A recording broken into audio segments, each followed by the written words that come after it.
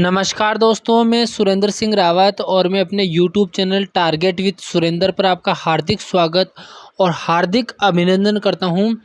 दोस्तों, नोट्स से रिलेटेड बात मैं बाद में करूंगा। अभी मुझे ज़रूरी बात करनी है क्योंकि आपको पता है ग्रुप ए और group B RPSC second grade paper जो सामान्य ज्ञान का हुआ था 21 और 22 दिसंबर 2022 को, वो पेपर 30 जुलाई 2023 को वापस होने हैं वो दोनों पेपर।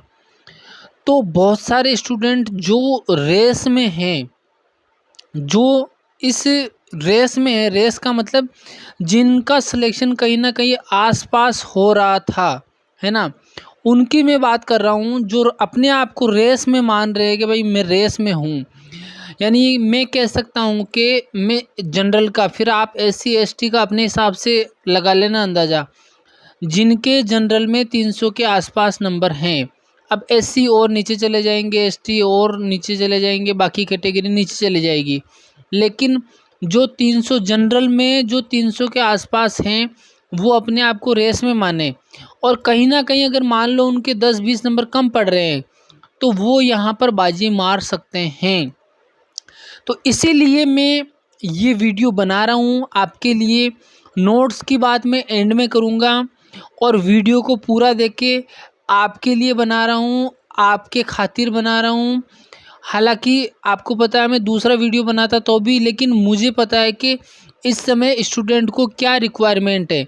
अच्छा, एक बात और ध्यान से सुने आप, इसके बाद का एक वीडियो और आएगा जिसमें मैं ये बताऊंगा कि अभी आप 1.5 महीने में किन किन टॉपिक को किस किस तरह से पढ़ना है, किन पे ज़्यादा फोकस करना है और किन पे कम फोकस करना है, या किन को केवल एक सरसरी नज़र से देखना है और किन को बहुत अच्छे से देख के जाना है। और बहुत सारी चीज़ें मैं बताऊंगा नेक्स्ट वीडियो में।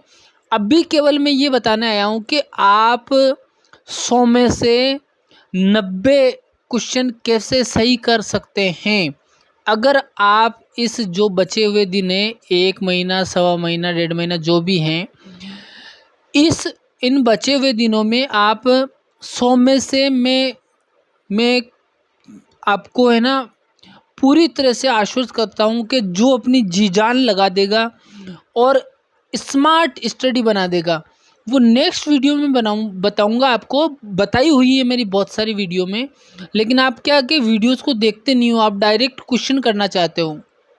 आप सोचिए दिन भर में मेरे पास 20 कॉल आएंगे तो मैं कैसे हैंडल कर पाऊंगा। तो इसीलिए कोशिश कीजिए वीडियो में देखें, और इस वीडियो में जो बता रहा हूँ उसको ध्यान से सुने, बहुत ध्यान से सुने, और है ना बातों पे गौर करें। आप है ना सुन तो लेते हो, उसका मनन करना और उसको फिर अप्लाई करना, है ना, चिंतन मनन करने के बाद में उसको अप्लाई करना। इन तीनों प्रोसेस से जब गुजरता है ना, तब व्यक्ति में वो चीज़ आती है जो मैं बताना चाह रहा हूँ। केवल सुनने से कुछ नहीं होगा, चिंतन मनन कर लिया उससे भी कुछ नहीं होगा। जब तक आप उसको अप्लाई नहीं करोगे ना, जब तक कुछ नहीं होने वाला है। नोट्स की बात मैं लास्ट में करूँगा, सारे डाउट क्लियर हो जाएंगे। नोट्स के लिए कृपया करके मैं सारी बात क्लियर कर दूंगा। पहले मैं जो बात बताना चाह रहा हूँ मुद्दे की, वो सुनिए आप, है ना। आरपीएससी ने एक सवाल पूछा था कि अश्व अक्षांश, है ना, अश्व अक्षांश, है ना, और उस अभी सवाल भी बताऊंगा।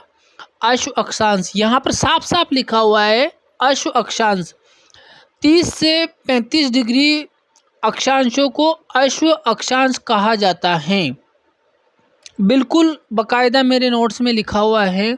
उसके बाद में इसमें ये, क्योंकि पवन तंत्र का वीडियो है तो इसमें ग्रीष्मकालीन मानसूनी पवनेर वो सारा बता रखा है इसके अंदर, लेकिन मैं मेन बात बताना चाह रहा हूँ जिससे स्थानीय पवने, कई बार ये चिनूक, फोन, है ना, ये पवने आपसे, सिरोकी, ये ऐसी पवने आपसे पूछ लेते हैं। हरमट्टान बहुत फेमस आरपीएससी की ये पवन हैं जो अक्सर एग्जाम में पूछ लेते हैं ना। अब मैं यहाँ से सीधा आपको ले चलता हूँ जहाँ मेरा मेन फोकस था। देखो यहाँ पर कितना सीधा सवाल आया है। 40 नंबर का प्रश्न देख रहे हो आप, ये सेकंड ग्रेड का प्रश्न है।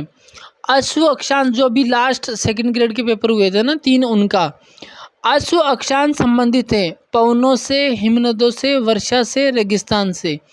मैंने तो आपको यहाँ तक बता दिया कि 30 से 35 डिग्री जो अश्व अक्षांश है, जिन्होंने मेरे नोट्स मंगाए हैं तो उन्होंने तो केवल ये पूछा कि अश्व अक्षांश क्या चीज़ है, तो ये पवनों से संबंधित हैं। बिल्कुल इसमें कोई डाउट नहीं, इतना इजी क्वेश्चन आरपीएससी पूछती हैं। तो अब आप सोचिए, और कुछ क्वेश्चन मैं आपको बताता हूँ, और कुछ क्वेश्चन जो मैंने लिए थे। मैं मानता हूँ कि मैंने बहुत सारे स्टूडेंट को ये सजेस्ट किया था कि आप जानवरों की केवल नस्ल पढ़िए, है ना, उनके आंकड़ों पे मत जाइए। और ये पुगल नस्ल है ना, मैंने आरपीएससी के पता नहीं कितने पेपर्स में देख ली है ना, ये पुगल नस्ल वो बार बार पूछते हैं ना, ये पुगल पुगल पुगल। अब किसी को समझ में नहीं आता ये पुगल नस्ल किसकी है ना। ये बिल्कुल स्पष्ट है कि भेड़ की नस्ल है, जबकि मैंने 2016 में पढ़ा था, 2016 2023 मुझे आज तक याद है। क्यों याद है? क्योंकि पता है ना कि ये चीज़ पूछते हैं बार बार। अब आप एनालिसिस नहीं करते हो, आप ध्यान नहीं देते हो, आप अवेयर नहीं रहते हो, तो उसका तो क्या इलाज है। आप ऐसी चीज़ों पे अवेयर रह जाए ना, 50% तो आपके बाएं हाथ का खेल हो जाए। 50% तो मतलब थोड़े से अवेयर होने से आप सीधे सीधे राइट कर सकते हैं। और बाकी 40% के लिए आप मतलब बहुत ज़्यादा नहीं, थोड़ी सी भी मेहनत कर लो ना। थोड़ी सी का मतलब थोड़ी सी बोल रहा हूँ मैं, तो आप आराम से 85 से लेकर 90 क्वेश्चन तक आप सही करके आ सकते हैं। नेक्स्ट वीडियो में बताऊंगा किस टॉपिक में, मतलब जो आपका फर्स्ट पेपर का सिलेबस है उनमें किन टॉपिक को बहुत अच्छे से और किस तरह से देखने हैं, और किन टॉपिकों को जो है सरसरी नज़र से देखना है। और कुछ क्वेश्चन बताता हूँ मैं आपको, जो स्टूडेंट छोड़ के आ जाता है या उनको आते नहीं हैं। यहाँ पर देखिए, यहाँ पर एक प्रश्न पूछा गया है कि भारत के उत्तर पश्चिमी भाग में शीतकालीन वर्षा किस कारण से प्राप्त होती है, जिसको हम जो बोलते हैं ना मावट, मावट जो जिसको हम उसी की बात कर रहे हैं ये। तो ये पश्चिमी विक्षोभ भी उनको बोलते हैं, भूमध्य सागरीय चक्रवात है, इनके कारण भी ये होती है। और हमारे राजस्थान और उत्तर पूर्वी जो भारत के उत्तर पश्चिमी भारत में जो वर्षा होती है उसको मावट कहते हैं, उन्हीं की बात करा। लेकिन क्वेश्चन को येन केन प्रकरण घुमाना होता है। अब सीधे सीधे आपको मावट पूछ लेंगे तो आ जाएगा, तो वो आपका आईक्यू लेवल, आपकी समझ भी तो चेक करना चाहेंगे। तो ये पश्चिमी विक्षोभ है, क्योंकि ये पूछ रहे हैं शीतकाल में। अब शीतकाल में तो आपको पता है दक्षिणी पश्चिमी मानसून से तो अपने वर्षा होती ही नहीं है, स्थानीय हवाओं के कारण उत्तरी पूर्वी मानसून, मानसून से वर्षा होती ही नहीं है। वो होते हैं जो भूमध्य सागर से जो चक्रवात उठते हैं ना, वो चक्रवात जिसको हम पश्चिमी विक्षोभ, क्योंकि वो पश्चिम से आते हैं। दूसरी बात, और हमारे यहाँ पर भारत के अंदर जो उत्तर पश्चिमी भारत है वहाँ पर इसको मावट कहा जाता है, राजस्थान में भी मावट बोला जाता है। ऐसे प्रश्न अगर आप गलत करके आते हो तो आप सोचिए, थोड़ा सा सोचने का है ना। उसके बाद में और कुछ क्वेश्चन बताना चाहूँगा मैं आपको। यहाँ पर मैंने कहा था कि प्रजामंडल आंदोलन है ना, उसमें ज़्यादा आप फंसना मत, मैंने कहा था है ना। एक करौली का एक पेपर में जो 21 दिसंबर को जो पेपर हुआ था ना 2022 में, उसमें ये पूछा था कि करौली जो प्रजामंडल है उससे संबंधित व्यक्ति हैं, है ना। तो उस संबंधित व्यक्ति का केवल नाम पूछा है ना, त्रिलोकचंद माथुर है ना, ऐसा कुछ नाम था। यहाँ पर मेवाड़ प्रजामंडल की स्थापना कब हुई ये डेट पूछिए, तो मैं अब आपको ये बता दूं कि मैंने यही कहा था कि प्रजामंडल कब स्थापित हुआ, किस सन में हुआ, कब हुआ, उससे जुड़े हुए महत्वपूर्ण व्यक्तियों और किसी विशेष प्रजामंडल जैसे मेवाड़ और मारवाड़ प्रजामंडल या जयपुर प्रजामंडल, 2-3 प्रजामंडलों में कोई मोस्ट इम्पोर्टेंट बात हो तो वो देख लेना, और वो नहीं देख सको तो केवल इनकी डेट, स्थापना, इनसे जुड़े हुए महत्वपूर्ण व्यक्ति जो 2 या 3 व्यक्ति होते हैं वो देख के चले जाना, आपका सवाल से हो जाएगा। और वही प्रश्न आए हैं। अब आप चीज़ों पे गौर नहीं करते तो उसका तो मेरे पास कोई इलाज है नहीं।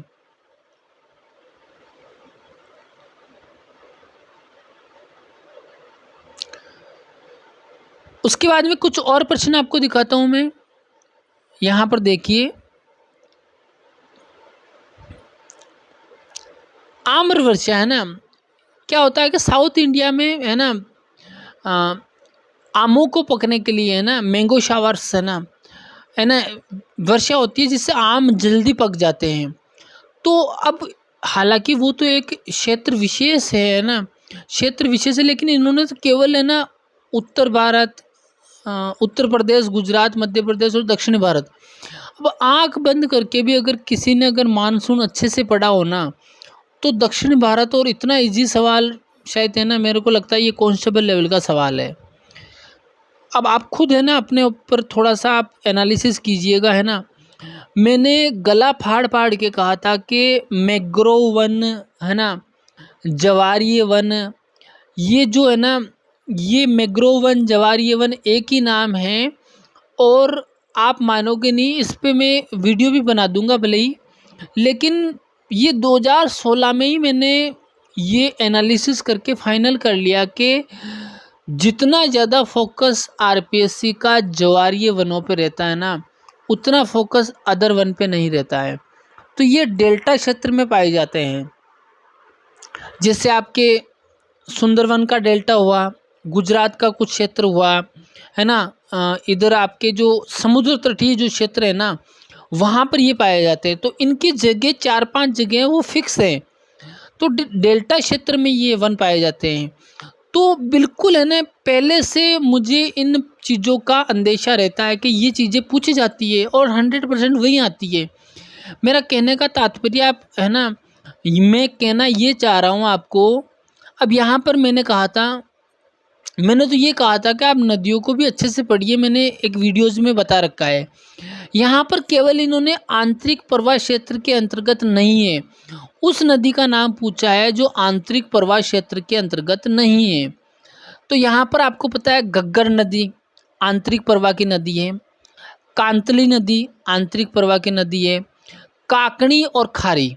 तो इसमें से मैं साफ साफ बता दूं, काकणी भी आंतरिक प्रवाह की नदी ही है। इन्होंने पूछा है आंतरिक प्रवाह क्षेत्र के अंतर्गत नहीं है, तो इसका साफ साफ उत्तर है खारी नदी। इन्होंने बिल्कुल ऊपर से सवाल पूछा है, क्योंकि एक तो बंगाल की खाड़ी में जाने वाली है, एक अरब सागर में जाने वाली है, और एक आंतरिक प्रवाह की। तो 3 नदियाँ आंतरिक प्रवाह की डाल दी और एक जो आपके खारी डाल दी, तो इसमें सीधा सीधा है इसमें। अब ये चीज़ें भी आपको नहीं आती है, तो इसका मतलब आपकी पढ़ाई पे संकोच या आपकी खुद की कमजोरी है ना। अब यहाँ पर देखो, ये क्वेश्चन अचानक टपका है सेकंड ग्रेड में, लेकिन टपकना वाजिब है। मारदड़ी क्या था, है ना। अब मारदड़ी क्या था, क्षेत्र विशेष में इसका उच्चारण थोड़ा सा अलग हो जाता होगा, जैसे हमारे क्षेत्र में इसको मालदड़ी बोलते हैं ना, लेकिन इतना तो अपना आईक्यू लेवल है ना, मालदड़ी को मारदड़ी है ना, एक ही बात है ना। तो मारदड़ी या मालदड़ी जो होती है, एक गेंद होती है और उसको फेंक के मारा जाता है, ठीक है ना। तो एक तरह का गेम होता है, ये खेल होता है। तो सीधा सीधा सवाल है, अगर आपको कुछ चीज़ों की है ना, जैसे मैं एक बार चर्चा कर रहा था, मेरी दादी जी बैठी थी है ना, बहुत बार आरपीएससी ने सवाल पूछा है कि लाटा और कूता है ना। तो एक बार मैं चर्चा कर रहा था मेरे पापा के साथ और दादी जी बैठे हुए थे, तो जैसे ही मैंने लाटा और कूता का नाम लिया, दादी जी उसको एक्सप्लेन करने लग गई, जबकि दादी जी बिल्कुल अंगूठा छाप है। तो अब आप ये मानो कि उनको लाटा कूता, तो मैंने कई सारी चीज़ें ऐसी, क्योंकि जैसे मेरी जो आयु है ना, उस जब मेरा बचपन बीता, तो उस समय इन सारी चीज़ों को लगभग लगभग मैंने देख लिया है ना। अब आपको चरस या चड़स है ना, इस तरह का सवाल भी पूछा जा सकता है। तो ये क्या होता है, तो ये पहले कुओं में से पानी निकालने का एक पात्र होता था, जो चमड़े का बना होता था और बहुत बड़ा होता था, है ना। उसमें ये मानो कि है ना 1000 लीटर के आसपास, या हाँ आराम से 1000 लीटर के आसपास पानी एक साथ आता था। और वो पानी जब आता था कुएं से, वो पानी खेत तक नहीं पहुंचता था, तब तक दूसरा वो दूसरे नंबर का चरस ऊपर आ जाता था। यानी कुल मिला के एक मोटर चलती है, जिससे पानी का फ्लो रहता था, टूटता नहीं था फ्लो। तो वो था। तो ऐसी कुछ चीज़ें हैं जो आपको ध्यान रखनी है ना? ऐसी कुछ चीज़ें अचानक से टपक जाती है। अब कुछ सोचेंगे मारदड़ी, अब देखो सिटी वाले हो सकता है कर ले, जिनके ध्यान में हो। कुछ सोचेंगे कि मारदड़ी क्या होता है, क्योंकि उनके क्षेत्र विशेष में इस खेल का नाम कुछ और हो। लेकिन ये तो आपका आईक्यू लेवल, कॉमन सेंस यहाँ तो आपको लगाना पड़ेगा। उसके बाद में और कुछ क्वेश्चन। अच्छा, आप सोच रहेंगे कि मैं ये क्वेश्चन बता के आपको क्या साबित करना चाहता हूँ, है ना? मैं ये साबित करना चाहता हूँ कि मतलब जहाँ से मतलब आप पुराने पेपर को देख के आराम से अंदाज़ा लगा सकते हो कि आरपीएससी चाहती क्या है। ये देखो वापस वही जो है ना, मैंग्रोव वन जो मैंने बताए थे ना, कहाँ पाए जाते हैं, ये डेल्टाई क्षेत्र में मैंग्रोव वन पाए जाते हैं। ये वापस पूछ लिया मैंग्रोव वन का, है ना? यानी सेकंड ग्रेड में ही उन्हीं वनों से 2 प्रश्न। अब आप सोच सकते हो कि आप खुद अंदाज़ा लगा सकते हो, है ना, कि कितना क्या है। उसके अलावा आपको मैं और कुछ प्रश्नों पे ले चलता हूँ, और भी मेरे पास है ना। अब गला फाड़ फाड़ के ना लोग है ना ये पढ़ाते हैं कि भाई प्रारूप समिति, मसौदा समिति, ड्राफ्टिंग कमेटी, है ना, ये एक ही समिति के नाम हैं। और इनमें जो भीमराव अंबेडकर साहब थे वो अध्यक्ष थे, है ना, प्रारूप समिति के। और उनके जो अन्य सदस्य थे कितने थे, उनके नाम क्या थे, वो कंठस्थ कर लो, घोल के पी जाओ, अपनी दीवार के सामने चिपका लो, कुछ भी करो आप। वो आपको नींद में उठा के भी पूछे ना तो एक मतलब 10 सेकंड में तो सारे नाम बता दो आप, है ना, इस तरह से। अब जब आपको पता है कि यहाँ से क्वेश्चन आता है, उसके बाद भी आप जाके है ना उसको ढंग से पढ़ के नहीं जाते और फिर वहाँ जाके गलत करके आ जाते हो, तो कृपया करके इन पे ध्यान दें। तो शायद आपका थोड़ा सा है जो सिलेक्शन हो जाएगा। अब यहाँ पर मैं इस अशोक के शिलालेख, है ना, बौद्ध धर्म से संबंधित अशोक के शिलालेख, है ना, ये बेराट ही इसका उत्तर होता है ना। ताम्र सभ्यता, है ना, गणेश्वर जो आपके ताम्र सभ्यता से संबंधित है ना। कालीबंगा, कोई भी पुरानी पुरानी चीज़ उठा के पूछेंगे, जुते हुए खेत के हल, है ना।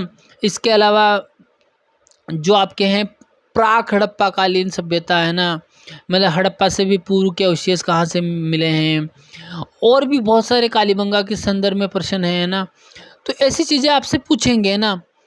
तो अब यहाँ से भी आप प्रश्न गलत करते हो। 4 तो सभ्यता आपकी कुल दे रखी है, कालीबंगा, बेराट, गणेश्वर, और एक और आपकी कौन सी सभ्यता है, ये आहड़। ये 4 सभ्यता दे रखी है। अब ये 4 सभ्यता भी आप ढंग से पढ़ के नहीं जा सकते और इनसे सवाल गलत करके आते हो तो फिर अपने आप पे क्वेश्चन मार्क लगता है। सीधी सीधी बात है, उसमें अपन किसी का दोष नहीं बता सकते हैं ना। इसके अलावा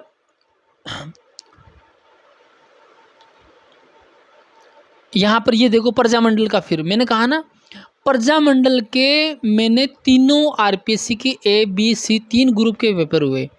मैंने जितने भी लोग थे उनको सबको ये कहा था कि प्रजामंडल में उनकी स्थापना और उनसे संबंधित महत्वपूर्ण व्यक्ति वो देख के चले जाना। आपका सवाल अगर होना होगा तो इनसे हो जाएगा। अगर ऐसा ही सवाल पूछ लिया डीप तो फिर वो है ना 90% लोगों से नहीं होगा, तो वो सवाल आपको नुकसान नहीं पहुंचाएगा। अब अगर इसको गलत करके आते हो ना आप इस सवाल को, तो ये नुकसान पहुंचाने वाला है, क्योंकि सन और उससे जुड़ा हुआ व्यक्ति तो आपको याद होना ही चाहिए। तो इसीलिए मैं अब भी कह रहा हूँ, समय है, जो आपके पास में वक्त बचा है। एक वीडियो और आएगा मेरा, किन टॉपिक को डार्क यानी बहुत अच्छे से शार्प तरीके से पढ़ना है और किन टॉपिक को सरसरी नज़र से देखना है।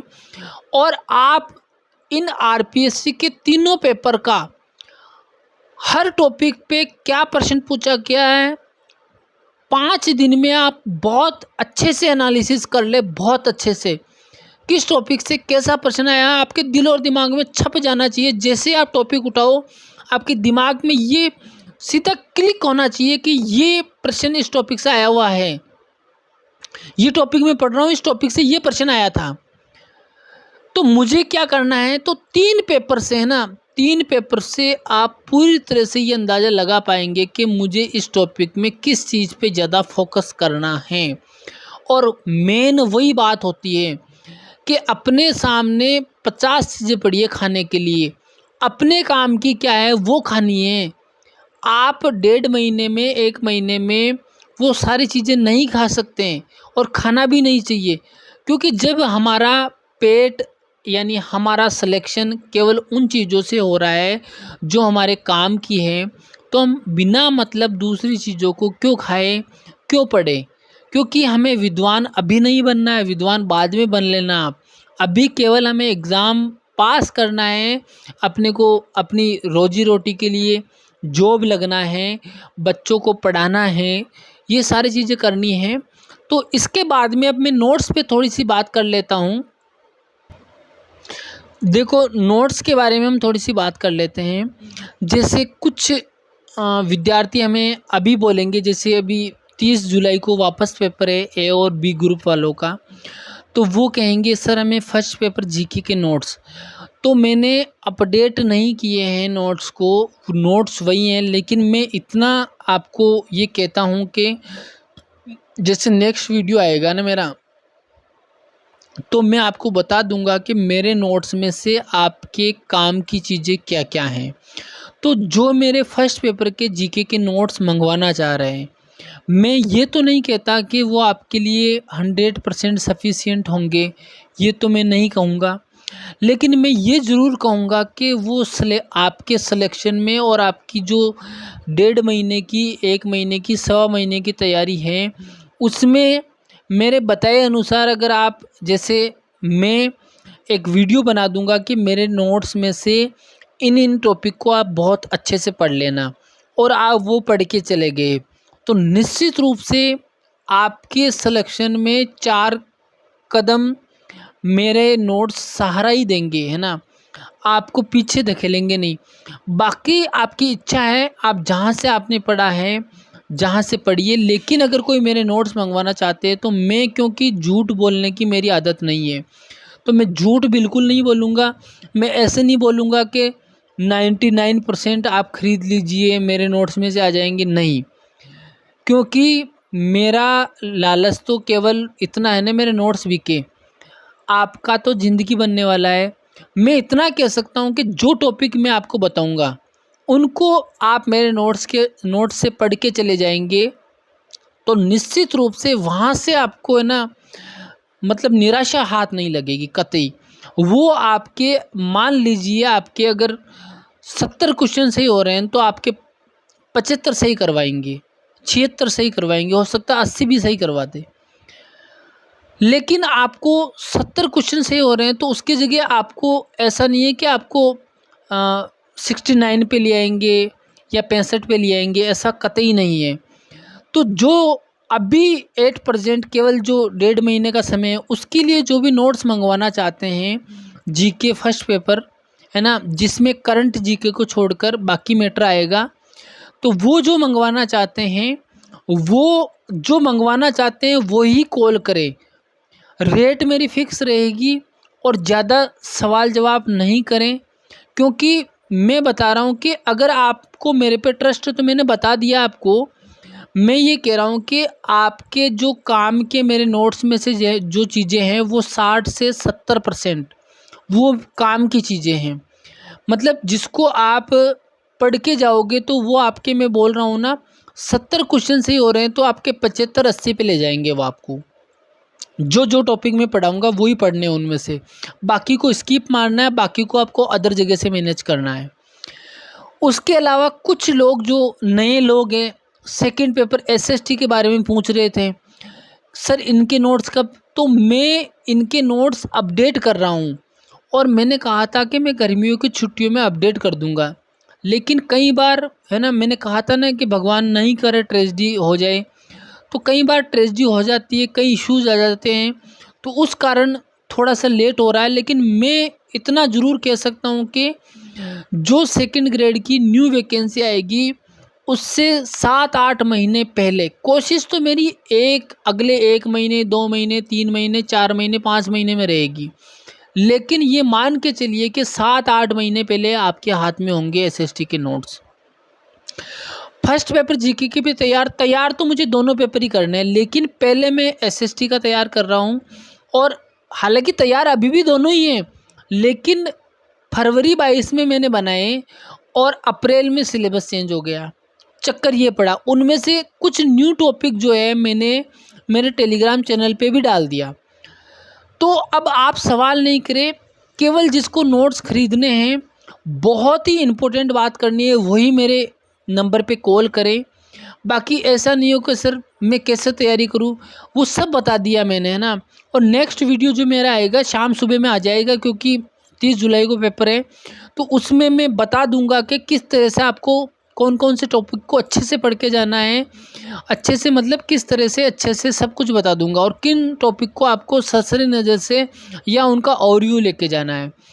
तो मैं समझता हूँ कि इस वीडियो से आपको हेल्प मिली या नहीं मिली, लेकिन मैं तो इसी आशा से यही आशा करता हूँ कि इस वीडियो से आपको काफ़ी हेल्प मिली होगी।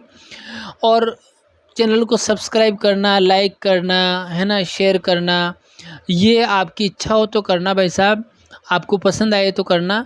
बाकी मेरा उद्देश्य था कि जो मेरे से जुड़े हुए थे, मेरा जो कर्तव्य था वो मैंने पूरा कर दिया। अब आपके जचे जो करना, आपको जो सही लगे वो करना, मैं कुछ नहीं बोलूँगा। इसी के साथ धन्यवाद।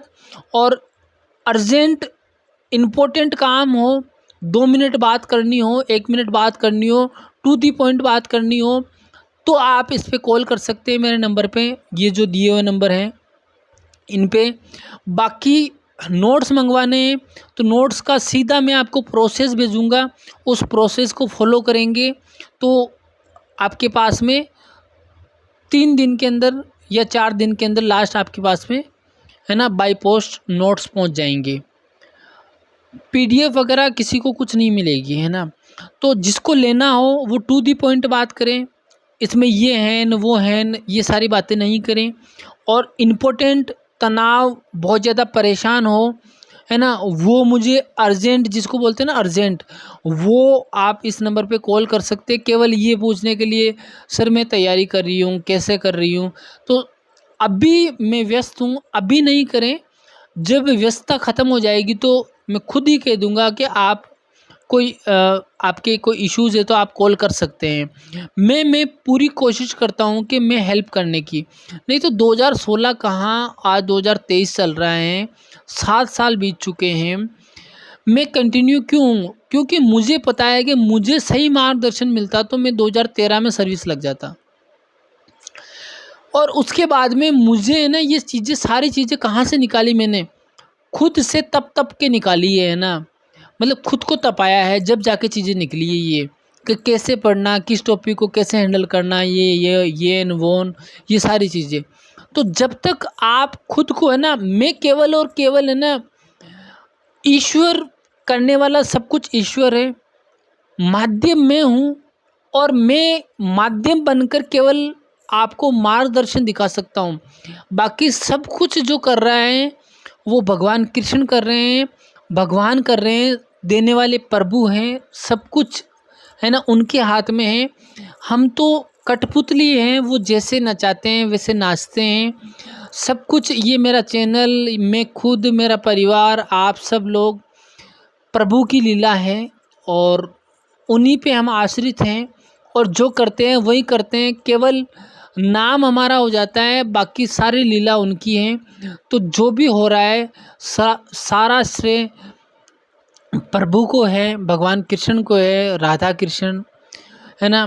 तो इसीलिए ईश्वर में आस्था रखते हुए, आप पॉजिटिव वे में रहते हुए अपना 100% दे, रिजल्ट जो आएगा उस पर कतई नहीं जाए, आप अपना 100% दें। इसी के साथ वीडियो को समाप्त करता हूँ। धन्यवाद।